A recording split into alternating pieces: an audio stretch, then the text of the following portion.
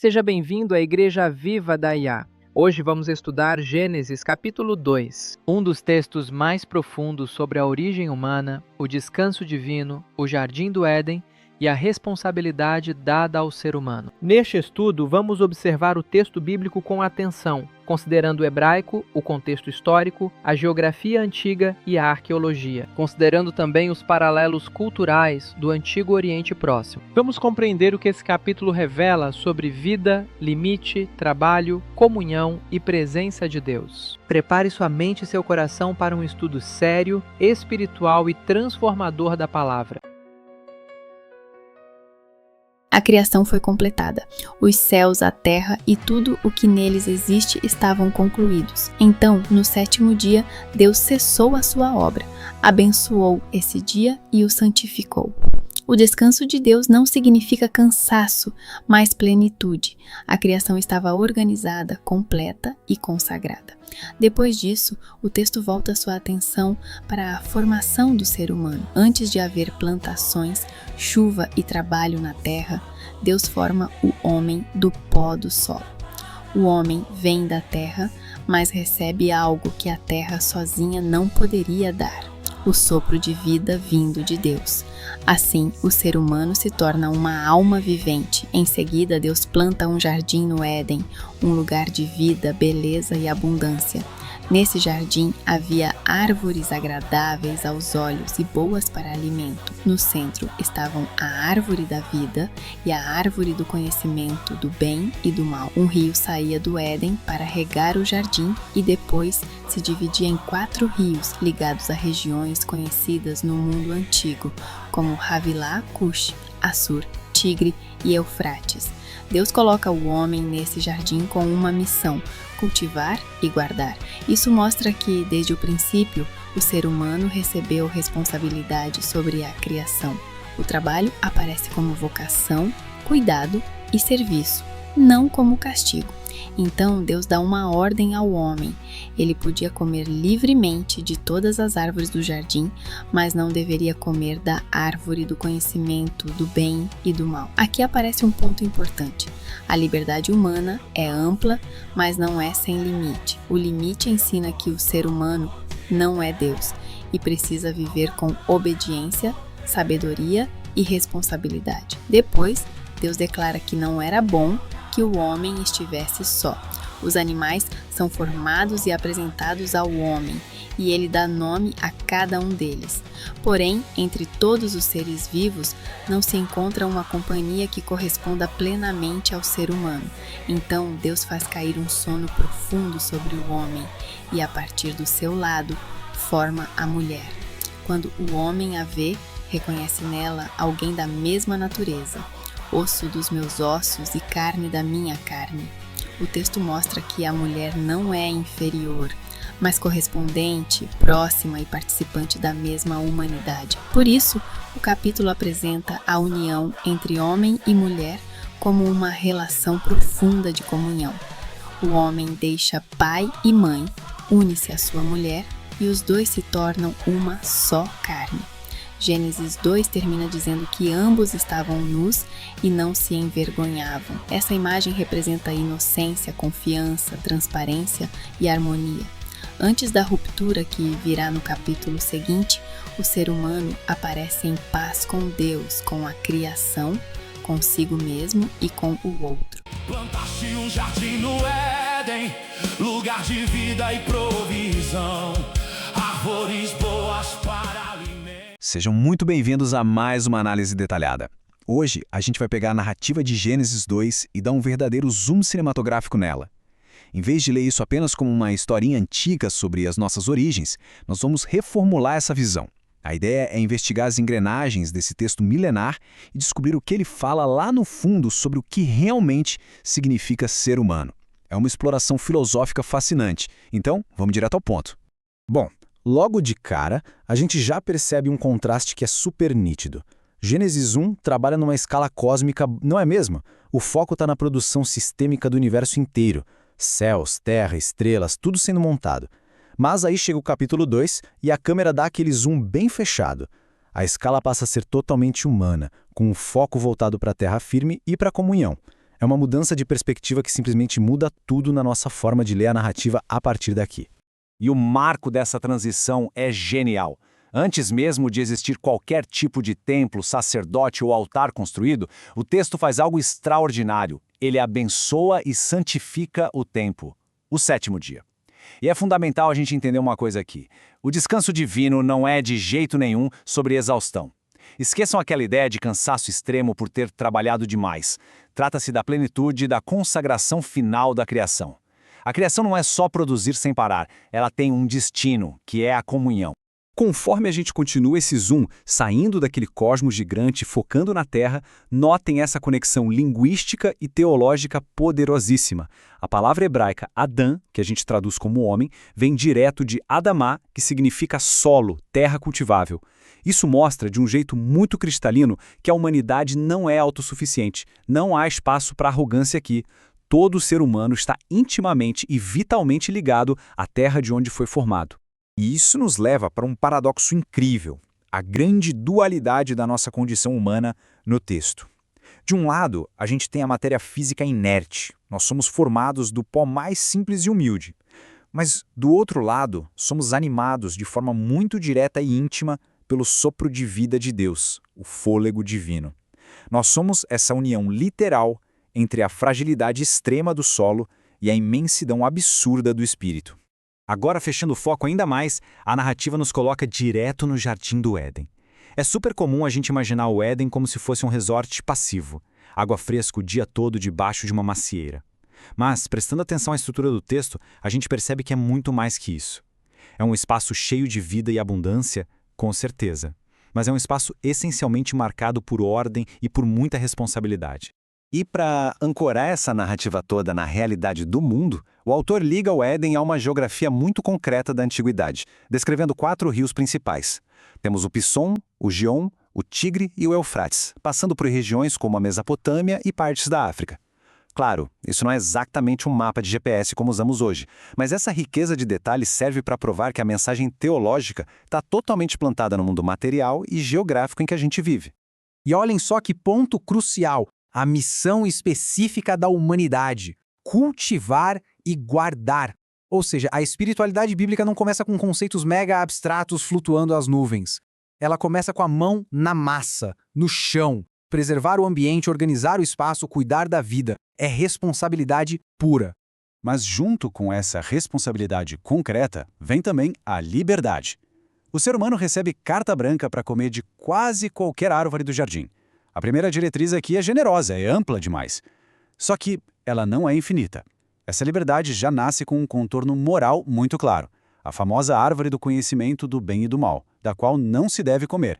E a lógica por trás disso é simplesmente brilhante. O texto nos ensina que uma liberdade sem nenhum limite, onde a criatura acha que pode ser totalmente autônoma, vira destruição num estalar de dedos. Na verdade, a maturidade humana começa exatamente ali, no momento em que a gente reconhece os nossos limites e entende com humildade que nós não somos os donos absolutos do que é bom ou mal. Daí, a gente entra numa curva narrativa dramática. Pensem bem e reflitam sobre isso. Por que será que a solidão é o primeiríssimo não é bom que aparece na Bíblia inteira? Isso cria uma tensão enorme. Depois do capítulo 1 repetir quase como um refrão que tudo que era criado era bom ou muito bom, de repente a gente esbarra num problema fundamental. O isolamento humano é uma falha no sistema. A gente simplesmente não foi feito para viver na solidão. Imediatamente começa a busca pela comunhão. Vem aquela cena super famosa de dar nome aos animais. Imaginem só a trabalheira de catalogar toda essa fauna. E claro, existe uma interação acontecendo ali, mas o resultado final é que animal nenhum consegue corresponder àquela necessidade mais profunda. Fica na cara que o humano tem uma carência por um diálogo real, uma relação que a natureza, por si só, não consegue suprir. E aí o texto resolve essa tensão com um termo hebraico absurdamente forte, ezer kenegdo. Por muito tempo, isso foi traduzido de forma muito fraca, como se fosse só uma ajudante secundária. Mas precisamos ir na raiz da palavra. Ezer indica um auxílio poderoso. Inclusive é uma palavra muito usada na própria Bíblia para o socorro de Deus. E kenedô quer dizer alguém que está de frente, face a face, no mesmo nível. É um igual poderoso, e não alguém subordinado. E o que ilustra perfeitamente essa resolução daquele primeiro não é bom é a reação humana quando a mulher é trazida à narrativa. É quase um poema aliviado de reconhecimento mútuo.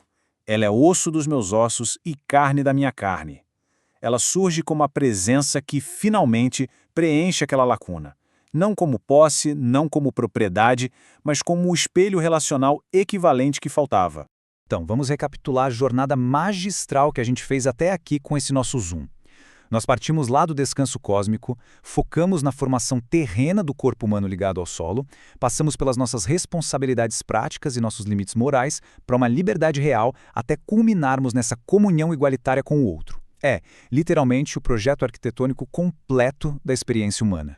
E para selar a conclusão definitiva de todo este quadro, olhemos para a beleza do texto original em hebraico que marca o último verso antes da famosa ruptura do capítulo 3.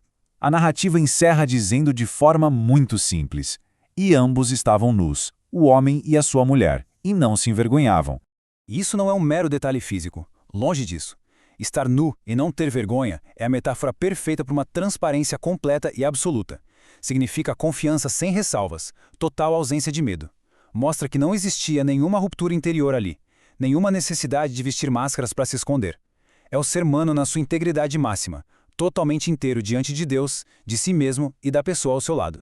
O que nos deixa com uma pergunta final muito instigante para refletirmos juntos hoje. Se a verdadeira integridade humana exige ao mesmo tempo uma liberdade responsável dentro de limites saudáveis e uma comunhão sem absolutamente nenhum medo ou dominação, onde é que está o Éden que estamos cultivando no nosso mundo hoje? Como é que nós estamos equilibrando o pó humilde da terra com o fôlego divino no nosso dia a dia? É uma reflexão incrível que salta das páginas e desafia nossa própria realidade. Um excelente pensamento para levarmos daqui. Um grande abraço e até a próxima análise.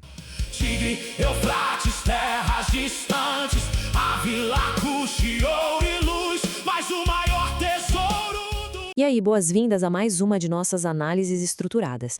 Hoje, a gente vai olhar de perto para o capítulo 2 de Gênesis. E olha, muita gente lê esse texto só como uma historinha de origem simples ou até como um mito copiado de outras culturas. Mas a pesquisa histórica e arqueológica revela algo muito mais fascinante. Não é uma simples cópia, de jeito nenhum. Pelo contrário, é uma reescrita teológica radical, brilhante e quase subversiva da cultura pop do mundo antigo. É literalmente um manifesto que fundou as bases para o monoteísmo ético. E para entender essa transformação incrível, o nosso roteiro hoje é o seguinte: 1. Mitos do Oriente Próximo. 2. Cartografia teológica. 3. Do barro à dignidade. 4. Trabalho como vocação. 5. Igualdade de Deus. E 6. Uma nova visão cósmica. A gente vai decodificar isso peça por peça. Então, bora lá. Ponto 1. Mitos do Oriente Próximo preparando o cenário. Uma das coisas mais intrigantes começa com uma única e poderosa palavra em hebraico. Toledote, um marcador que significa gerações ou relato. O lance aqui é que essa palavra funciona como uma dobradiça literária fundamental no texto. Ela encerra aquela narrativa cósmica imensa da criação de todo o universo, que domina o primeiro capítulo, e muda o foco de uma maneira muito intencional para a história micro e específica da humanidade no capítulo 2. É o momento exato em que a câmera da narrativa faz um zoom-in dramático. E junto com essa mudança estrutural de foco, rola uma mudança supradeliberada na forma como a própria divindade é nomeada. Isso ilustra de forma brilhante a intenção do autor. No passo 1, o capítulo anterior usa o termo Elohim, um título associado àquela majestade criadora universal mais distante. Mas no passo 2, ao entrar na história humana, o texto passa a usar YA, Elohim. De repente, o autor apresenta não apenas uma força cósmica lá longe, mas um Deus que é pessoal e relacional. Alguém que molda de perto, que planta um jardim e que literalmente respira vida na humanidade. A teologia inteira começa a ficar super íntima aqui. Avançando para o ponto 2, cartografia teológica, mapeando o Éden. É hora de usar um pouco do nosso instinto de detetive literário. Afinal, onde exatamente ficava o mapa do Éden? Todo mundo já deve ter se feito essa pergunta alguma vez. Existe uma tendência muito comum de tentar encontrar as coordenadas geográficas exatas, sabe? Uma busca por uma localização topográfica literal e atual para o Jardim do Éden. Mas, ao olharmos os dados arqueológicos e as próprias descrições do texto, fica evidente que a gente precisa questionar essa abordagem estrita de caça ao tesouro com o GPS na mão. Observando os 4 rios descritos no texto, a gente tem o Tigre e o Eufrates, nomes que ancoram fortemente a narrativa na paisagem da Mesopotâmia real e histórica. Mas aí depois temos o Pison, associado a Avilá e suas conhecidas riquezas minerais, como ouro e ônix, possivelmente localizado na região da Arábia, e o Gion, ligado à terra de Cuxi, o que remete claramente à Núbia e ao nordeste da África. Historicamente, não existe um único sistema fluvial que se divida nesses 4 destinos. Então, o que está acontecendo? Bom, o autor utiliza centros econômicos e geográficos muito bem conhecidos no mundo antigo para criar o que podemos chamar de um mapa teológico. É uma interseção cósmica que une simbolicamente a Mesopotâmia, a Arábia e a África. Isso indica que o jardim é o centro teológico do mundo habitável e, claro, da abundante provisão divina. Embora seja principalmente um mapa teológico, existem teorias históricas e arqueológicas fascinantes que complementam a nossa compreensão. Uma delas é do arqueólogo Juris Zarins. Ele propõe que a região apontada como Éden poderia corresponder a uma planície aluvial que antes era extremamente fértil, mas que hoje se encontra submersa sob as águas do Golfo Pérsico. Mais do que apenas geografia, a teoria de Zarins sugere que o relato preserva uma memória cultural condensada de uma transição milenar gigantesca, um momento em que sociedades nômades de caçadores-coletores foram gradualmente substituídas pela expansão do modo de vida agrícola sedentário. Desse ponto de vista, a narrativa de expulsão refletiria essa dura mudança da subsistência natural para o peso do trabalho agrícola estruturado. Fascinante, não acha? E essa menção à transição para o trabalho agrícola leva a gente direto para o ponto 3, do barro à dignidade, uma nova antropologia. É aqui que o texto bíblico faz sua mudança filosófica mais radical sobre o próprio propósito da existência humana. Para entender o quão revolucionário isso foi na época, a gente precisa olhar para esta comparação direta. Na Mesopotâmia antiga, mitos extremamente populares, como o épico de Atrahasis, descreviam os humanos sendo criados a partir de uma mistura de barro e sangue de deuses derrotados. E para quê?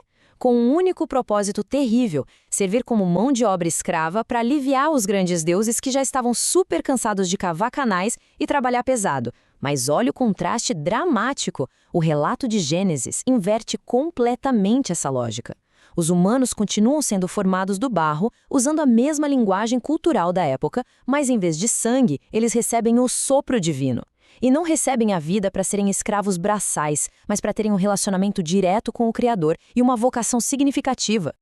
Então, o grande aha moment aqui, esse verdadeiro despertar na história do pensamento, é que a humanidade passa a ser enquadrada como portadora de dignidade intrínseca e de imensa responsabilidade moral, não mais como meros instrumentos funcionais ou ferramentas de trabalho descartáveis. No mundo antigo, onde as populações comuns muitas vezes eram vistas apenas como engrenagens sacrificáveis dos impérios e dos deuses, introduzir a ideia de que todo ser humano possui valor inerente foi uma mudança de paradigma de verdade colossal. Reconhecer essa dignidade muda de imediato a perspectiva sobre o que as pessoas estavam destinadas a fazer aqui na Terra. Vamos explorar isso no ponto 4, o trabalho como vocação, cultivando a terra. A palavra hebraica escolhida para descrever o espaço sagrado primordial é Gan, que significa especificamente um jardim cultivado e intencionalmente irrigado. Isso é bem diferente de um campo aberto e selvagem. Para as populações lá do Crescente Fértil, onde a sobrevivência dependia estritamente de dominar complexos sistemas de irrigação para transformar terras áridas em solo produtivo, um jardim irrigado era o ápice absoluto da ordem, do cuidado e da beleza. O autor pega a realidade dura e cotidiana do planejamento agrícola e eleva isso a um patamar sagrado. E com isso em mente, acontece outra reformulação dramática. Enquanto a visão de mundo dos vizinhos mesopotâmicos enxergava o trabalho no campo e a manutenção de canais de água como um fardo opressivo enfiado goela abaixo, a visão bíblica apresenta o trabalho sob uma luz inteiramente diferente.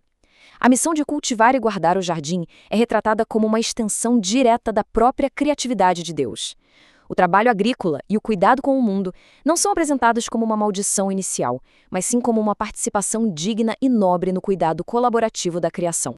Com essa nova visão de humanidade e trabalho já bem estabelecida, vamos avançar para um dos momentos mais comentados e frequentemente mal interpretados de toda a literatura antiga. Ponto 5. Igualdade e Deus, a criação da mulher. O que é verdadeiramente fascinante aqui é o mergulho na palavra original do hebraico antigo, Selah, Por muitos e muitos séculos, o pessoal traduziu essa palavra simplesmente como costela, mas uma análise mais profunda mostra que ela frequentemente significa lado, flanco ou metade, em vários outros contextos arquitetônicos e textuais do mesmo período. Na verdade, o foco do autor aqui não é ficar estabelecendo uma curiosidade médica ou anatômica. O objetivo real do texto é estabelecer uma correspondência relacional de extrema profundidade. É por isso que a narrativa rejeita aquelas dinâmicas brutais, afirmando que ser formada a partir do lado significa que a mulher não foi feita da cabeça para exercer domínio, nem dos pés para ser subjugada. O lado simboliza uma união imediata, verdadeira igualdade e total interdependência humana. Pessoal, essa é uma rejeição superpoderosa e intencional das estruturas hierárquicas inflexíveis daquelas sociedades. O texto se recusa a endossar a posse de uma pessoa pela outra, e, em vez disso, estabelece um vínculo inquebrável construído estritamente no pertencimento mútuo. Expressões como osso dos meus ossos denotam, na linguagem da época, uma aliança de total lealdade e igualdade. E chegamos, de forma fantástica, ao ponto 6, uma nova visão cósmica, a síntese final. É o momento de juntar todas essas peças para compreender o impacto absoluto deste material. Olha só como essa tabela resume perfeitamente o que vimos até agora. Cada conceito dominante e opressivo da época foi intencionalmente subvertido pelo autor bíblico. Onde a cultura vizinha falava do medo de deuses múltiplos e em constante conflito, esse texto ousa estabelecer um Deus único, soberano e coeso. Onde reinava a crença deprimente de que a humanidade nasceu só para o trabalho escravo, introduz-se uma humanidade dotada de propósito nobre. O terror do caos cósmico dá lugar à visão de uma ordem encantadora e intencional na forma de um jardim. E, substituindo a ideia de divindades distantes e arrogantes, o texto apresenta um criador pessoal, afetuoso e intensamente focado no relacionamento. É um triunfo intelectual formidável do monoteísmo ético antigo, o que inevitavelmente nos deixa com uma pulga atrás da orelha. Se, naquele contexto duríssimo do mundo antigo, começar a ver os seres humanos como portadores de uma dignidade intrínseca e não mais como simples engrenagens, foi uma ideia tão absurdamente revolucionária, de que maneiras práticas essa mesma perspectiva deveria mudar hoje a forma como a gente valoriza, respeita e trata as pessoas na nossa própria sociedade. É algo profundo para se pensar. Obrigado por acompanhar essa análise e até a próxima. Não é bom que eu esteja só. Foi tua voz que declarou.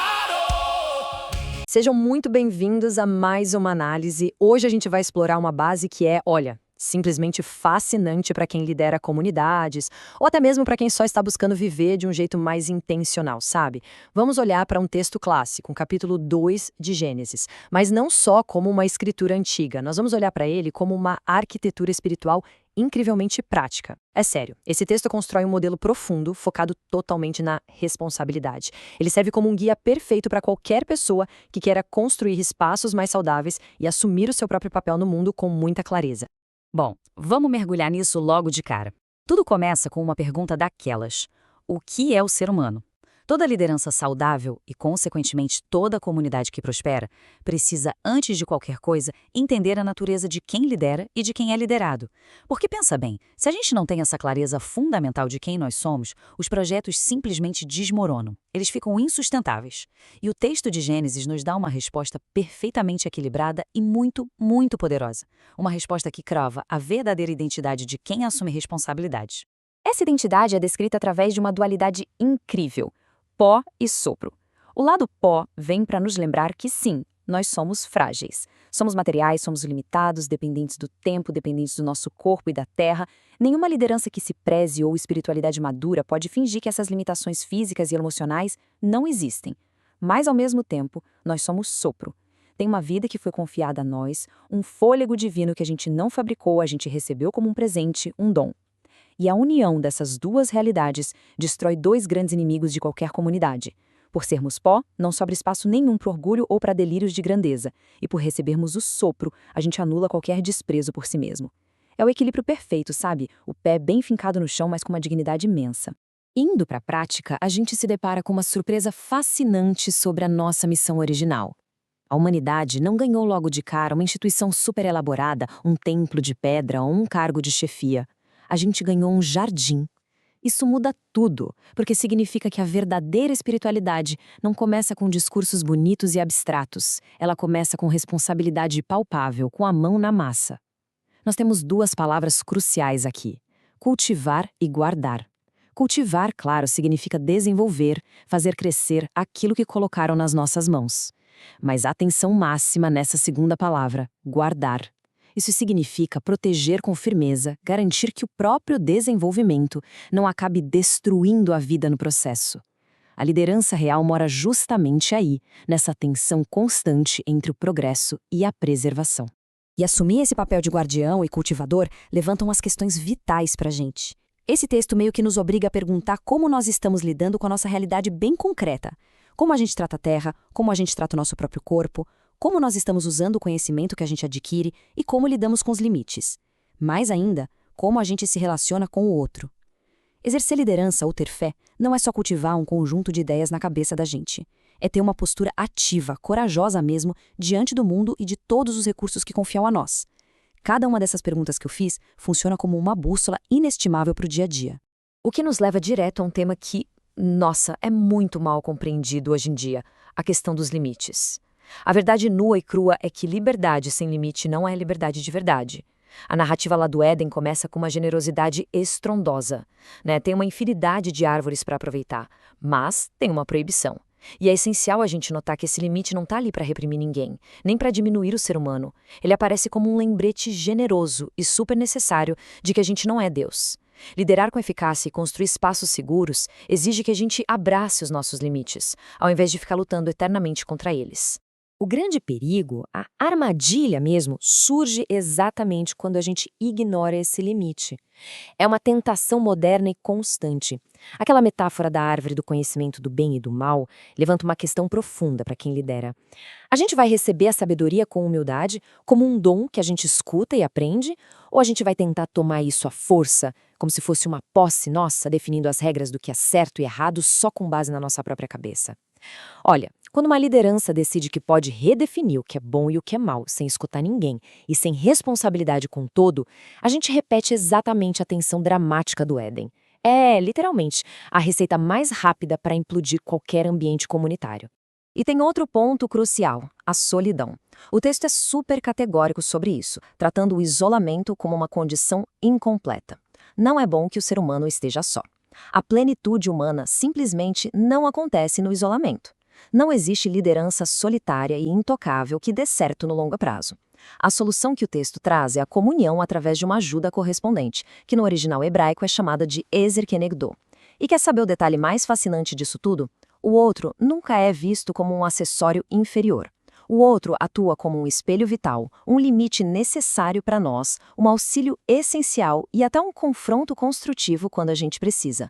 Liderança de verdade entende que a gente só atinge a nossa completude nessa relação de reciprocidade.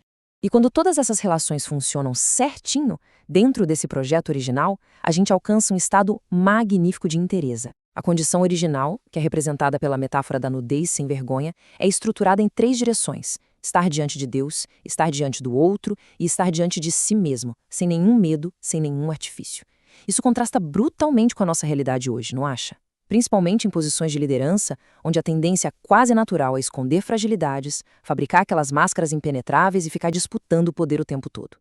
O objetivo de uma comunidade madura deveria ser exatamente o oposto: criar espaços onde essa autenticidade totalmente transparente possa ser resgatada. Então, reunindo todas essas peças, o que a gente tem? Esse projeto divino para o ser humano e para a comunidade se revela como uma visão holística e formidável. Envolve a gente reconhecer a vida como algo que recebemos com gratidão, garantir que a terra seja cuidada e preservada, ter os limites reconhecidos com bastante humildade, promover relações verdadeiras de troca e manter uma presença autêntica, livre de vergonha. Não é uma visão fragmentada, não é baseada em culpa, pelo contrário, é um projeto super afirmativo. Funciona como um manual prático e perfeito para a gente arquitetar ambientes onde as pessoas realmente prosperam. E toda essa riqueza conceitual convida a gente para uma reflexão final que é muito profunda, mas também muito prática. Afinal, que jardim foi colocado nas nossas mãos? Porque a gente não foi chamado para devorar o mundo, ou para usar o conhecimento de forma inconsequente. Cada pessoa, cada líder, cada geração recebe o seu próprio jardim para cuidar, Pode ser a sua casa, pode ser a sua cidade, um ambiente de trabalho, um projeto educacional ou simplesmente o bem-estar do grupo de pessoas que está ao seu redor. O grande chamado dessa arquitetura espiritual toda é identificar isso com muita clareza e assumir a responsabilidade total por esse espaço. O ser humano não é uma máquina programada para produzir infinitamente, e muito menos um gestor autossuficiente que resolve tudo sozinho. Ser humano, na sua essência mais bela e mais desafiadora, é receber a vida como um presente e transformá-la em cuidado diário. Quem consegue absorver essa verdade transforma radicalmente o jeito que lidera, o jeito que vive e como interage com tudo ao redor. Fica então o desafio provocativo para a gente levar daqui para frente. Olhando para os recursos, para o poder e para todas as relações que a gente tem disponíveis hoje, como é que a vida que você recebeu está sendo transformada em cuidado exatamente aí, no jardim que foi confiado a você? Obrigado por assistir, inscreva-se para ver vídeos da Bíblia toda semana e Jesus está contigo.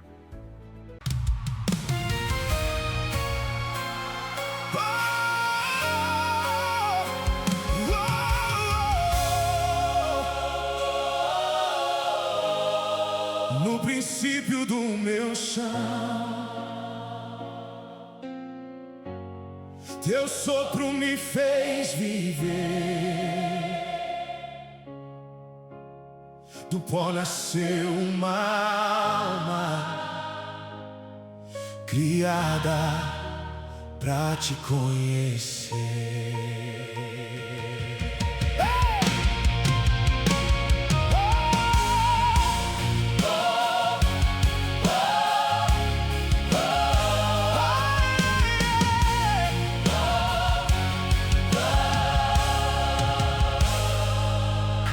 Os céus e a terra se calaram quando a obra se completou.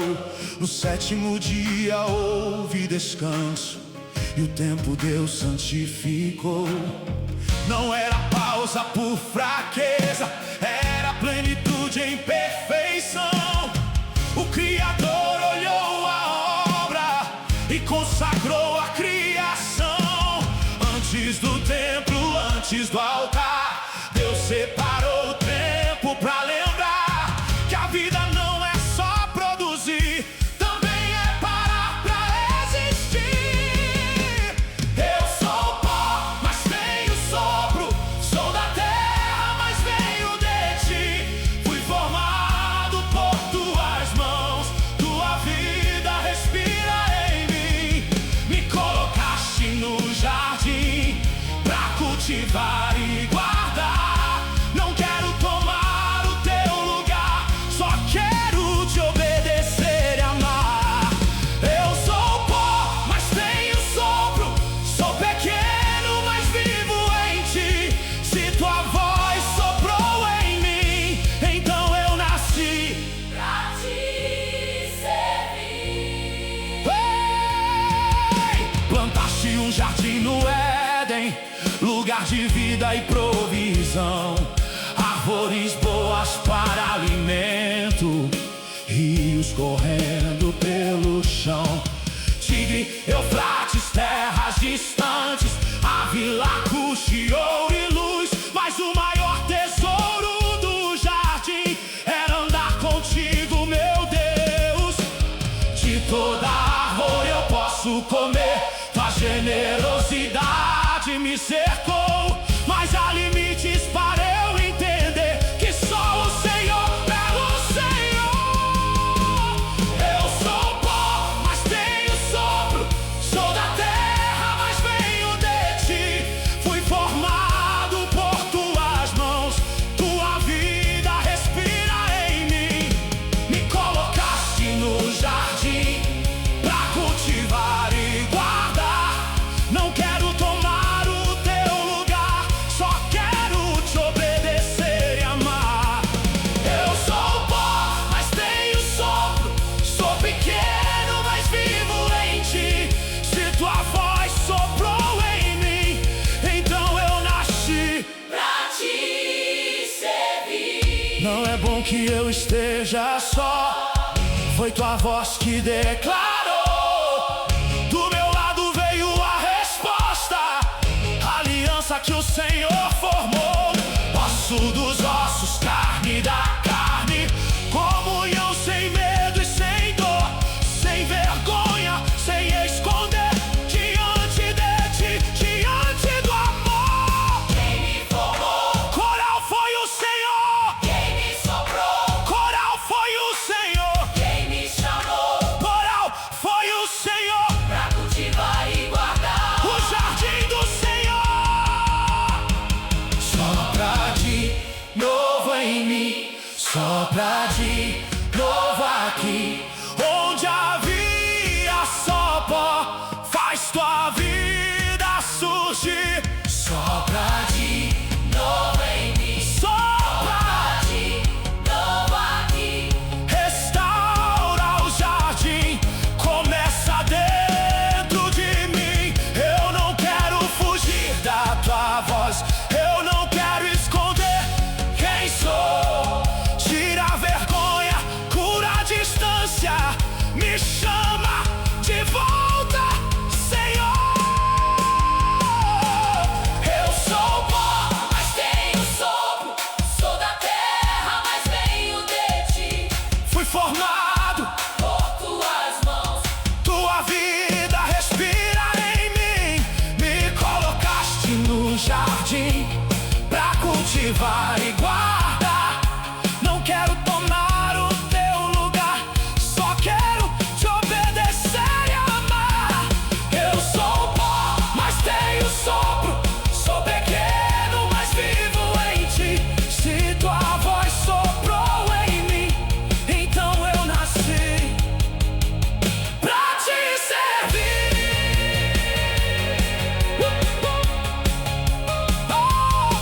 O jardim que me deste eu vou cultivar, a vida que sopraste eu vou consagrar, o limite que puseste eu vou respeitar, e na tua presença eu quero habitar. Eu sou pó, mas tenho sopro. Eu sou pó, mas vivo em ti. Eu sou pó, mas tenho sopro. Tua vida respira em mim.